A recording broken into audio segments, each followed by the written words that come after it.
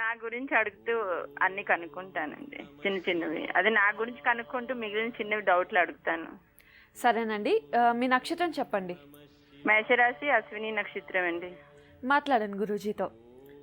నమస్తే అమ్మా.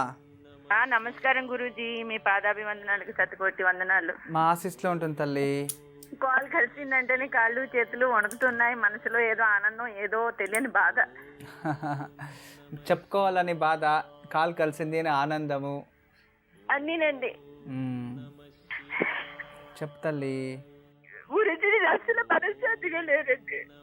ఏమైంది ఇప్పుడు? అమ్మ చనిపోయింది రీసెంట్ గా.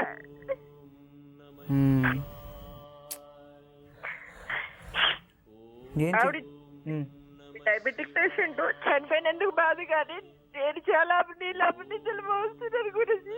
అంతే కదా తల్లి, ప్రపంచమే అంతే కదా. వేరే వాళ్ళు ఉండేదే ఇతరుల గురించి మాట్లాడడానికి కోసము, ఇతరులను నిందించడానికో. భగవంతుడు అదేదైతే నోర్లు ఇచ్చేసాడో అలా నిందిస్తే ఆ నోరు ఉనుకున్నట్లే మూసిపోయేట్లుంటే ఎంత బాగుండేదో అనిపిస్తుంది నిజంగా ఒక్కోసారి. అమ్మాయికి రోజు చనిపోయారు. నేను ఇక్కడ ఉంటున్నాను కదా, నేను వెళ్ళేటప్పటికి ఆదివారం ఏకాదశి చనిపోయారు మధ్యాహ్నం. అందువల్ల నేను వెళ్ళేటప్పటికి సోమవారం ద్వాదశి వచ్చింది. కానీ అందరూ చాలా గొప్పగా చెప్పుకున్నారు, ఏకాదశి మరణం ద్వాదశి చాలా మంచిది అని. కానీ నన్ను మాత్రం నా ఇంట్లో వాళ్ళందరూ వెళ్ళివేస్తారు గురూజీ.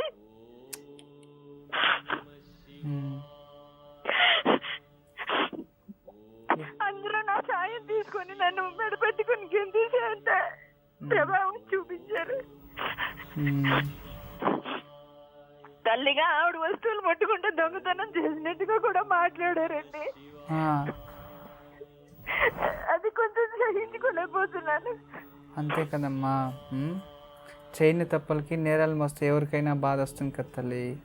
ఇంకొకటి, నేను పెళ్ళయ్యే కూడా 32 సంవత్సరాల వరకు అమ్మాళ్ళ ఇంట్లోనే ఉన్నానండి. పెళ్ళయినా పిల్లలు పుట్టినా అమ్మాళ్ళ ఇంట్లోనే ఉన్నాను. అది కారణం ఏంటి అన్నది నేను వివరంగా ఇప్పుడు కొంచెం చెప్పలేను. అంటే ఉద్యోగరీత్యా కూడా ఉండడం అయ్యింది. హస్బెండ్ ఏమో అస్సాంలో ఉండేవారు, పాప ఏమో అత్తగారి ఇంట్లో ఉండేది, పెద్ద పాప.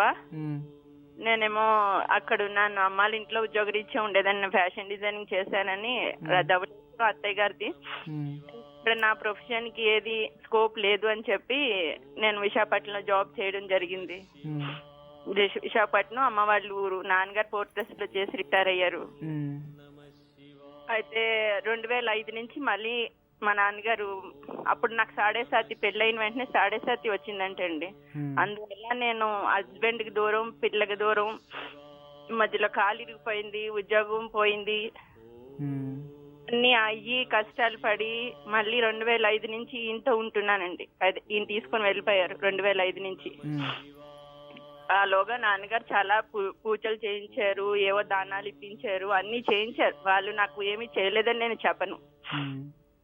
అప్పుడు నుంచి కొంచెం కొంచెంగా నేను దాచుకున్న ఆర్థిక ఇది. అమ్మా, అలాంటి వాళ్ళది నిజమైన ప్రేమ కాదు, అది వ్యామోహం. ఎగ్జాక్ట్లీ చిన్నత్త, నిజంగా ప్రేమించుకున్న వాళ్ళు అలా చేయరు. ఎంత మనసు విరిగిపోతే కన్న కూతుర్ని పట్టుకొని మా దృష్టిలో చచ్చిపోయా ఉంటుందా తల్లి? అది సరే అమ్మా, తన కూతురుతో తన మాట అనేటప్పుడు ఆమె మాటల్లో వ్యథ, కళ్ళల్లో బాధ గమనించావమ్మా? పెద్దబాబుకు బర్త్డే విషెస్ చెప్పు కూడా వెళ్ళాం కదా. ఊరికే ఎలా కాలిపోతుంది? మంట పెడితేనో పడితేనో తగలబడుతుంది.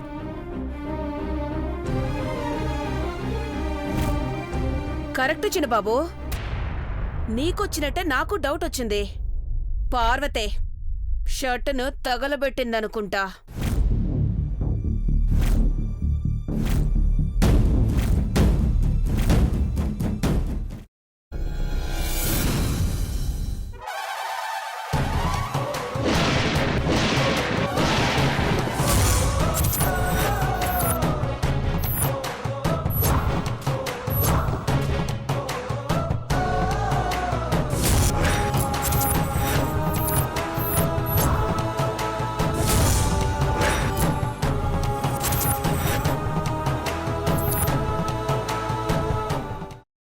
తీసుకున్న తర్వాత పొట్టు తీసేసి చాప్ చేసి పక్కన పెట్టుకోవాలి.